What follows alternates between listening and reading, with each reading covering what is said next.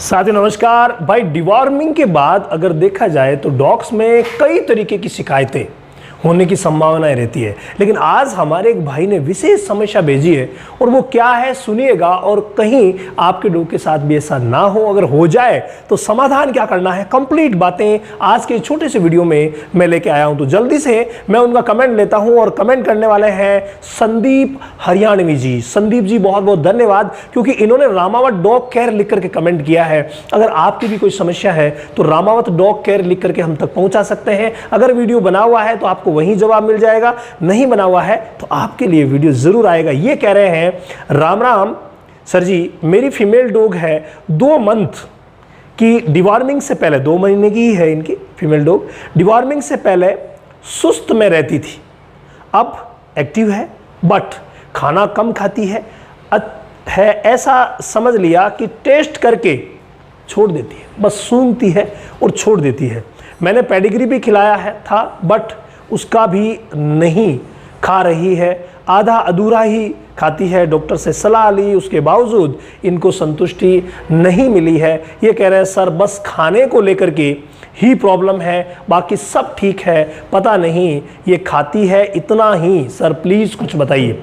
देखिए एक विशेष समस्या, हालांकि कई बार क्या होता है कि जब भी हम डिवॉर्मिंग करते हैं बच्चों की तो उस समय वो तुरंत ही ऐसा रिएक्ट करते हैं, खाना पीना बिल्कुल छोड़ देते हैं, बिल्कुल भी छोड़ देते हैं, सुस्त हो जाते हैं, उन्हें लेट्रिन होने लग जाती है, यानी पोटी जो आ रही है वो लूज मोशन में आती है।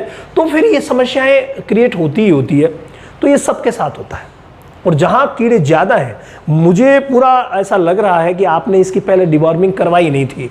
अगर पप्पी स्टेज से ही जो हम डिवॉर्मिंग का शेड्यूल बताते हैं, पहली डिवॉर्मिंग 15 दिन पे हो, फिर हर महीने कम से कम एक बार डिवॉर्मिंग हो, अगर ये फॉलो किया जाए ना तो कभी प्रॉब्लम होती ही नहीं है। ये प्रॉब्लम क्यों हुई? ये इसलिए प्रॉब्लम हुई क्योंकि आपने डिवॉर्मिंग शायद पहले नहीं करवाई थी। तो अब आपने डिवॉर्मिंग करवा दी है तो भाई प्रॉब्लम तो होगी, क्योंकि अंदर जो कीड़े होते हैं गैस्ट्रो इंटेस्टिनल सिस्टम में जो वॉर्म्स होते हैं वो पहले डिवॉर्मिंग करवाई नहीं तो वो बड़े हो गए। अब जब बड़े हुए हैं वो वॉर्म्स मरेंगे ना तो उनकी जो गंदगी है वो उसकी आंतों में, वो उसके स्टमक में रहती है और परेशान करती है। कईयों में दस्त हो जाते हैं, वो दस्त होने के बाद जल्दी ही नॉर्मल हो जाते हैं, लेकिन कईयों में दस्त भी नहीं होते तो फिर वो नॉर्मल हो नहीं पाते हैं और वो गंदगी अंदर रहती है। उसके लिए क्या करना पड़ेगा? उसके लिए आपको उसका डाइजेशन प्रॉपर करना पड़ेगा। और डाइजेशन के लिए सबसे बेस्ट अगर किसी चीज़ को मैं मानता हूँ तो लिवर टॉनिक। आपने गलती की है, आपने लिखा ही नहीं कि मैंने लिवर टॉनिक दिया नहीं दिया।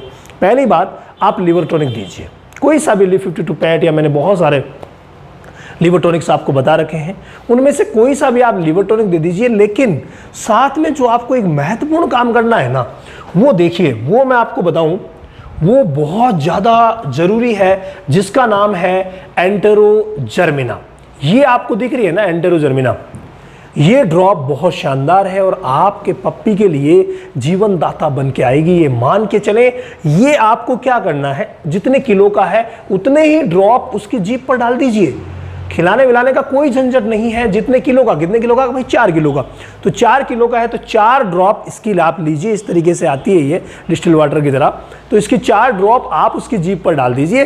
सुबह 4 ड्रॉप डाल दीजिए, शाम को 2-3 दिन देंगे, जितने में ये बिल्कुल ठीक हो जाएगी। इसके अलावा कई बार क्या होता है कि ये सुस्ती के पीछे आंतों में हल्का सा दर्द भी होता है, और ये जब दर्द होता है ना तो दर्द की वजह से वाकई समस्याएं जो है वो काफ़ी गंभीर बन जाती है। कई बार वो दांत भी पीसती है या पीसता है, और कई बार खाना पीना बिल्कुल भी छोड़ देता है। तो उस कंडीशन में क्या करना चाहिए? उस कंडीशन के लिए देखिए मैं आपके लिए एक समाधान और लेकर आया हूँ। उस कंडीशन में आपको कुछ ऐसी मेडिसिन यूज करनी है जो उसके लिए आंतों की जो प्रॉब्लम है उस आंतों की प्रॉब्लम को वो कंप्लीटली ठीक कर सके। ये देखिए, और वो मेडिसिन क्या है? वो है मेलोनेक्स की ड्रॉप।